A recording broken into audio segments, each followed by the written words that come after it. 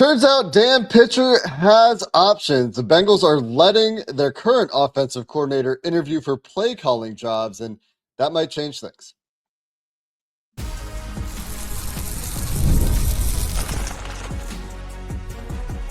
You are Locked On Bengals, your daily Cincinnati Bengals podcast. Part of the Locked On Podcast Network, your team every day. What up, Bengals fans, and welcome to another episode of the Locked On Bengals podcast, part of the Locked On Podcast Network, the #1 sports podcast network. He's James Rapien. I'm Jake Liscow. We've been Locked On Bengals for 10 years, since 2016, almost said 16 years, and that would have been incorrect. But since 2016 on this podcast, bringing you daily coverage of your Cincinnati Bengals. And yesterday, your daily coverage of the Cincinnati Bengals included us recording before news broke that Zac Taylor has given team's permission, at least Tampa Bay, to interview Dan Pitcher for a play calling offensive coordinator title, which at the time we didn't think was in the cards. We thought it was head coach or bust for Dan Pitcher, and it looked like the head coaching opportunity he had was not necessarily something that looked likely at that point. So the tune has changed on Dan Pitcher's future a little bit today, and so we revisit that news and the national championship last night. On Monday night, something that James and I watched. We'll discuss some of the standouts and some of the takeaways from that game today as well. Welcome back, by the way, to all the everydayers out there who make Locked On Bengals part of their daily routine, and everyone who makes Locked On Bengals their first listen. And James, it was like 2 minutes after we got this episode posted yesterday. For those of you watching on YouTube, you see that it was like right after yesterday's show that the outlook for Dan Pitcher changed, and suddenly news broke that Dan Pitcher was interviewing for a play calling job with the Tampa Bay Buccaneers. Yeah, I like the way you put it, because instant reaction were people in Cleveland saying, oh, well, he would go to the Browns. And it's like, well, no, he will not go to the Browns because the Bengals have to allow him to. And that's a big factor here, and that's a big part of it. And that's what I think is really, really interesting is what they're doing is they're allowing Dan Pitcher to interview for a job that has gotten interviews with Mike McDaniel, Brian Callahan, who naturally would be potentially Dan Pitcher's replacement. And it's a sought after job. Like I think the Tampa OC job, you look at it and you look at the talent they have on offense and you're calling plays and you look at what Liam Cohen did. And it's like, oh, well, if I go there and I do a good job and I win with Baker and Mike Evans and Bucky Irving and all the talent that they have there. And well, I might be a head coach a year from now. And so, yeah, I think that's why Dan Pitcher is interested. There's layers to this. There's so many layers. And I think the first one that a lot of people look at is, well, should Zac continue to call plays? And I agree. I think that's kind of where it starts is if you value Dan Pitcher that much and he gets the offer. And I think that's the important part. He might not get the offer. Mike McDaniel might get that job. He also may be a head coach by the time people see this, right? If Dan Pitcher gets an offer to call plays and be an offensive coordinator, is that enough for the Bengals to change their tune when it comes to Zac Taylor and him calling the offensive plays? Or is it the other way? Are they all the way dug in where they're like, okay, well, you go ahead, Dan, and we'll figure it out from here? I don't know the answer to that, but I think that's an interesting wrinkle here. If Dan does get an offer, what the Bengals do from there. Because I do think that they could keep him. If you have the chance to call plays for Joe Burrow and Jamar Chase, it is the best offensive coordinator job in the league, I think. And so what do you do? How do you go about it if you're the Bengals, assuming Dan does get an offer from someone, and it won't be the Browns unless it's for head coach? I think that's interesting. A few things, but let's start with this. The other side of the best offensive coordinator job in the NFL, probably in terms of we have a very clear-cut vision of how we're going to put this thing together. We're going to build this thing around Jamar Chase, around T. Higgins, and around our elite quarterback in Joe Burrow. And we're going to go. And it's been very successful when they've done that. The other side of that is, and I think Paul Dehner just wrote about this for The Athletic, and I've had some conversations that have kind of shed some light on this as well. Other teams in the NFL see what Joe Burrow, Jamar Chase, and T. Higgins do and ask, well, how much of this is the offensive coordinator? and how much of this is Joe Burrow, Jamar Chase, and T. Higgins. So as part of this, you get an opportunity to go call plays. Maybe it's a raise. Maybe Tampa offers you more money, and that's part of why you would go take that job if you're Dan Pitcher and you get that offer. And you get to go do it at a place that has produced 2 head coaches in the last 2 years, or last 3 years, 2 years, something like that. And well, they just fired their OC, so yeah, but before that, it was Liam Cohen and Dave Canales, right? Liam Cohen, sure, yeah. I also fired, right? So like that, I get what you're saying. You better go there and you better do it. And if Baker pisses down his leg, which Joe Burrow won't do, there's a risk involved, I guess is my point. For sure. But I think there's also, you always have confidence in yourself as a coach in this league, right? Like we've seen that time and time again. These guys believe in their systems and the way they teach things and the way they run things. They believe in their ability to get the most out of anybody, whether it's Baker Mayfield, whether it's Joe Burrow, whether it's Jake Browning. I mean, we've heard that from coaches through the years, is like their job is to go out there and figure out how to get this thing to work. And they all think that they have the ability to do that. And obviously there's varying degrees of difficulty, but this idea that you can show that you can do it without Joe Burrow, Jamar Chase, and T. Higgins, and I know there's talent in Tampa too. You talked about some of that talent, could be potentially alluring to someone who's trying to continue to build their resume, in addition to things like play calling duties and that sort of thing. All right. Fair. I say this with at least a chance knowing it could get back to Dan. If the Bengals offer him play calling duties and he takes the Tampa job and it's within a couple $100,000 money wise, he's an idiot. I'll say it, because there's no way if he calls plays for Joe Burrow, Jamar Chase, and T. Higgins and does everything that he plans on doing in Tampa and Cincinnati, that a team is going to be like, they haven't had that. There's no example. And so you're just, I get the logic of being like, oh, well, how much of it is the shadow of arguably the best quarterback in the league, and I think inarguably in my mind the best receiver in the league, and T. Higgins and Chase Brown. I get it. They haven't had an OC that calls plays. Yeah, it's never happened. We see it with Zach though too. It's like they win in spite of Zach, not because of, so that does happen for sure around the league, around Bengals fans even. Well, sure, because no one in the league thinks that Zach is Sean McVay or insert whatever offensive mind, Kyle Shanahan. Like, he has not gotten to that level. And whether that's fair or not, fine. I think Dan Pitcher is held in pretty high regard in the league. And so maybe that's how he feels. Maybe he views it and he says, you know what? He looks at it, he says, if Joe gets hurt, they can't operate. Flacco's not coming back. They haven't fixed this defense. We've told him for years. Like, maybe it's that. But like, this idea that the shadow of, like, I just think that would be a dumb thing to do. Now, we have no indication that the Bengals would be willing to let him call plays and give that up to keep him and retain him, because Zach is their guy. And so that hypothetical I put out there, it's kind of irrelevant until the Bengals show a willingness. And I say Bengals because I assume Zach wants to call plays, but I don't think it's necessarily just him. I think the organization loves the Zach Joe duo and how close they are and all of those things. And that doesn't leave. The Bengals saw it firsthand what happens when you put a lot on your offensive coordinator's plate and Hugh Jackson, and people laugh at Hugh now. The Bengals didn't forget that. He left. Their offense stunk and it didn't work. And AJ Green hated it. And they had to fire the OC, and it went down this whole path. And you see it everywhere. You see this happen where you have OC. There's 16 new offensive coordinator jobs this year. 16.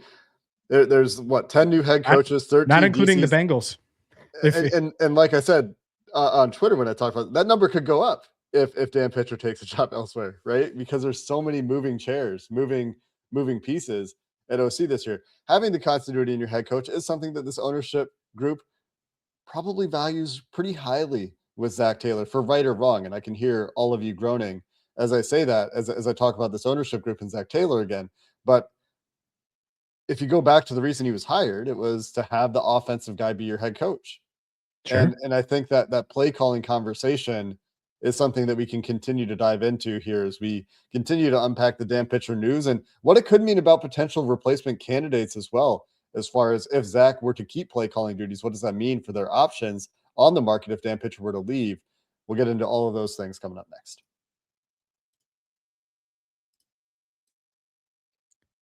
Today's show is brought to you by Drip Drop. Look, it's a new year.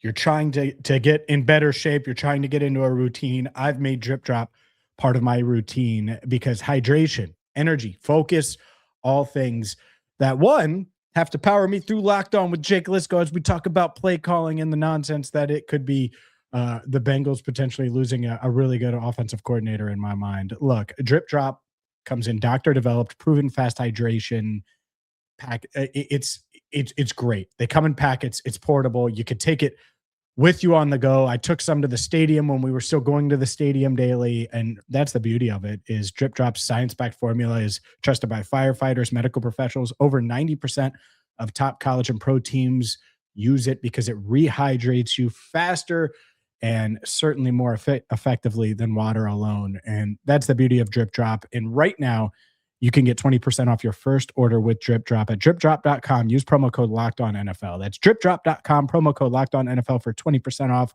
Stock up now at dripdrop.com and use promo code LOCKEDONNFL. We're also brought to you today by Robinhood. What if sports were traded like markets? Now you can put your sports IQ to work in real time with Robinhood prediction markets. It's not you against a house, it's you participating in a live market. You can buy or sell your positions live all game long using your sports knowledge in the moments that matter. Robinhood prediction markets changes the game. It's people moving the action, so when momentum shifts, you can move with it. You always know the game, you know what's going on, but never had a dynamic way to apply that knowledge. Now you can take part live in a market powered by people. You're no longer just a spectator. Play by play, you decide. Trade every play with Robinhood, now available across the U.S. Download the Robinhood app now to begin. Futures and cleared swaps trading involves significant risk and is not appropriate for everyone. Every event contracts are offered by Robinhood Derivatives, LLC, a registered futures commission market and swap firm. All right, Jake, let's continue the conversation. And so let's just say this interview goes well with Tampa Bay or wherever. I do think it's interesting because I don't think the Bengals will let him go to Cleveland, but why wouldn't the Chargers want to talk to Dan Pitcher? Depending on who the Bills hire for their head coaching job, if Pitcher isn't there, what would they be interested in pairing Pitcher with Josh Allen? Like, I think Dan Pitcher, the offensive coordinator, is certainly going to get plenty of looks, and who knows what ends up happening. But if that did happen and he did leave for a nice little raise or a nice big raise, who knows, in play calling duties, is it as simple as Brian Callahan will return? Will Brian get a job? He's in the running for that Tampa Bay job. He's in the running still for the Chargers job. There's still a lot of things that are up in the air offensive coordinator wise. Like, I don't think it's just this foregone conclusion that, Brian's going to come back, because he'll want to call plays too. And if he can call plays somewhere for Justin Herbert, for example, you're going to say no to that to go be Zac Taylor's wingman again? I think it's such an important wrinkle here. And it starts to really unfold if Dan Pitcher gets an offer to call plays. Because then you'll see what the Bengals, how they really feel about him, how they really feel about Zac Taylor, if they're going to change anything at all, or if they're going to say, hey, Brad Cragthorpe, you're up. Zac Taylor, keep calling plays. Troy Walters, you're Justin Riscotti. Somebody eternal. I don't like that plan, by the way. Like, Troy Walters is the best of that bunch for me, and I want him coaching the young wide receiver that you draft this year, which they probably will. Conversation for later in the show or another day. Something that I certainly opened that can of worms on social media. Yeah, you late did. Monday. Yeah, you did. Some people were not happy with me, James. Ooh, I It was me. It wasn't happy. even you. I did a little dance. Ooh, I ordered some lemons. Ooh, go ahead. There are, like I said, a ton of Lemon offensive dip coordinators changing in the NFL this year. So you mentioned a few teams, but like, would Zac turn down or block Dan Pitcher from interviewing for like any NFC job that involves play calling? Arizona. What about the Titans? Potentially the Titans. Arizona's going to open up. Atlanta's going to open up. Oh. There are a bunch of openings in the AFC, as we discussed. Obviously, the Giants. I don't think John Harbaugh goes that way, but another NFC team, the Eagles, another NFC team. Talked about the Bucks. There's a bunch of NFC teams out there, and that's just looking at the NFC. Assuming that Zach says, you know what? If you go to the NFC, it's okay. We only have to see you once every 2 to 4 years. If it's an AFC team, maybe a little bit more stringent on what he allows. Like, don't really want to face you every year. Maybe. Who knows? But if they were to lose pitch, I do think still that Callahan is the very logical, very likely outcome in that situation. But to your point, if Callahan does get an offer from the Chargers, say, to call plays, I don't know how that goes. I would think that would be very tempting for Brian Callahan, assuming all else is equal. And what about the Falcons? His dad's there. His dad. I'm just saying his dad. Name a team. If Callahan gets an offer to call plays somewhere, then the Bengals. What are their options? Because I think, given the opportunity for Dan Pitcher to go elsewhere to call plays, you can reasonably conclude from that, and maybe not. Maybe if he gets the offer, like you said earlier, maybe the Bengals change their mind and say, you know what, Dan, we'll let you call plays to keep you. Maybe.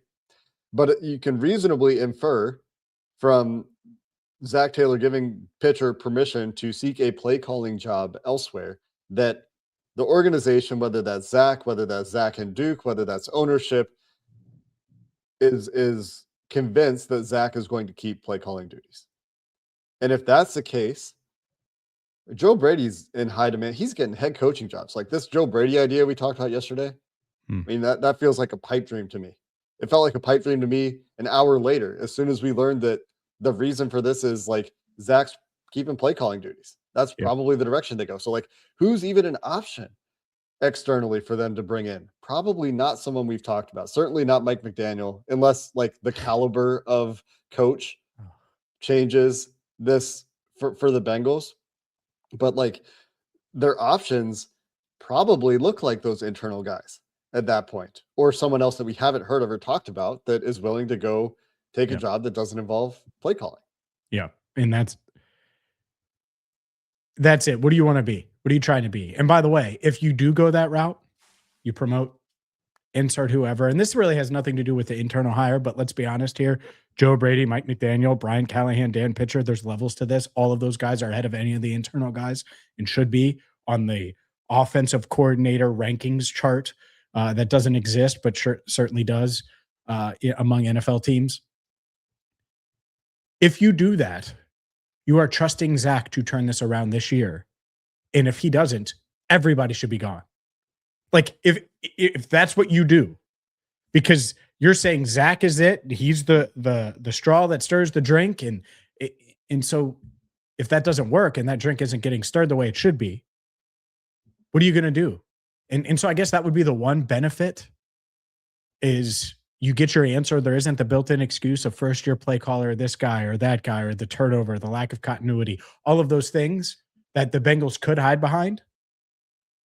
But to your point, if you want quality, offensive coordinators that have options, that obviously have confidence in what they do, if it's calling plays or not calling plays, you're going to pick calling plays in 9 out of the 10 scenarios, and probably more than that, 9.9 out of the 10. Yeah. Especially if that employer that you're potentially going to, Zac Taylor and the Bengals, just let a really good up-and-coming offensive coordinator go because he wanted to call plays and they said no. Like that's a hell of a spot to be in to try to attract. So you're right. You're going to have to go with the up-and-comer, not the established guy, in more times than not. Yeah.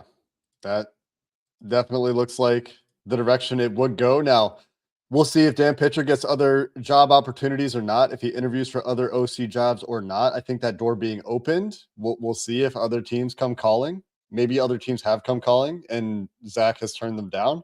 And this is the first one that he's opened up, especially because pitcher did talk to Tampa a couple of years ago before the Bengals promoted him too. Maybe that's part of it as well. But certainly interesting to keep an eye on, as I thought this thing was done. I thought we were done talking about Dan Pitcher yesterday. And then, like I said, right after we put that episode up, boy, did things change. The national championship game was pretty interesting to watch from an NFL draft scouting perspective, from a Bengals perspective. Let's dive into the title game that we watched on Monday night to finish the show, coming up next. Today's show is brought to you by FanDuel. Go, Jake. Playoff mode. FanDuel's in playoff mode every game day during the NFL playoffs.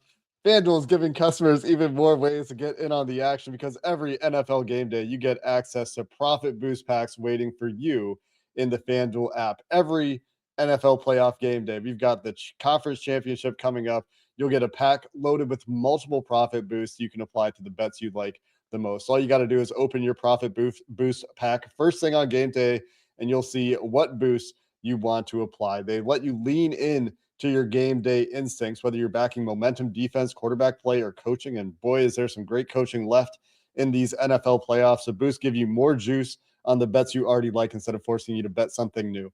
All you have to do is make your picks, apply your profit boost, and go after even bigger payouts while the playoffs are rolling.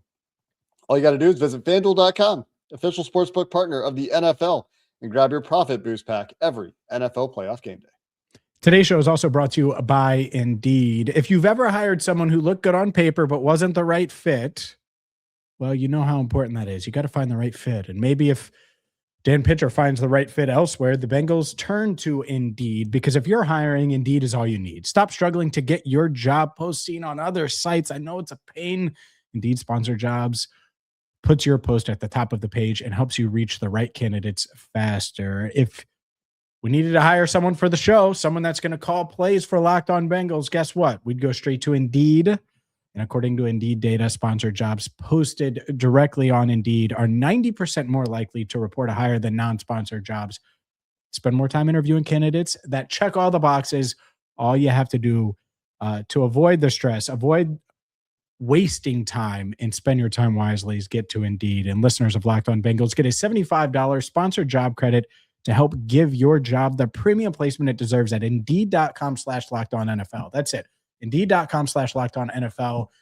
Just for listening to Locked On Bengals today. Indeed.com/LockedOnNFL. Go there right now. Support the show and make sure you let them know you heard about Indeed on Locked On Bengals. Terms and conditions apply.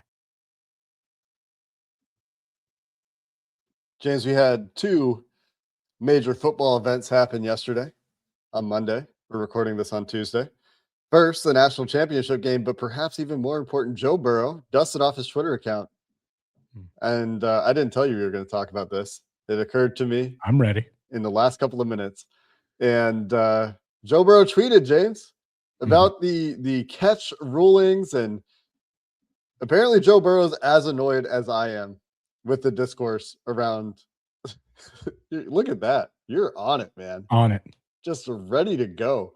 The amount of on people YouTube, I just flashed the I just flashed the tweet up for those that are listening. So there you go. Yeah. Joe Burrow tweeted, the amount of people that don't understand what a catch is in the rule book flabbergasts me.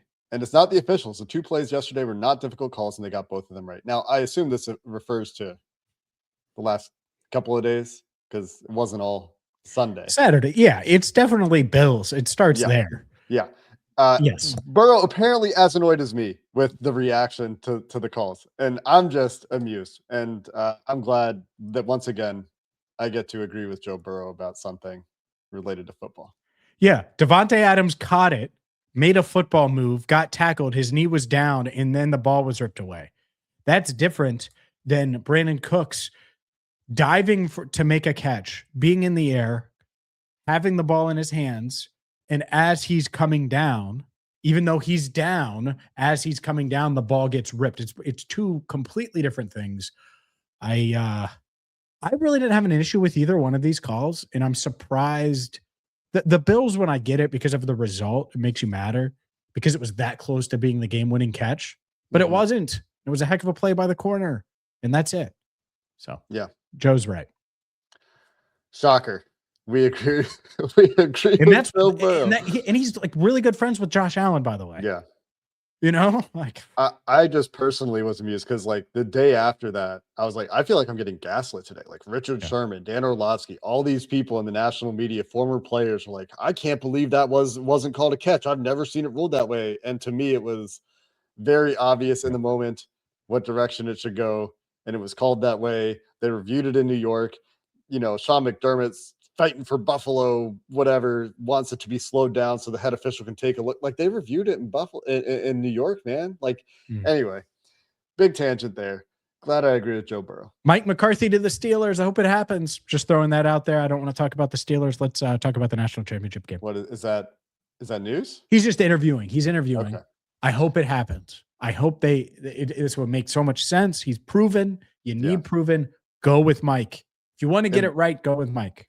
It'd be another annoying in-season team. Like, I think Mike McCarthy's a good regular season coach. Anyway, let's talk about this national championship game. A lot of draft-eligible prospects in this game. Fernando Mendoza, obviously, going to go first. I think the Raiders were there in person to watch him play, and he was impressive.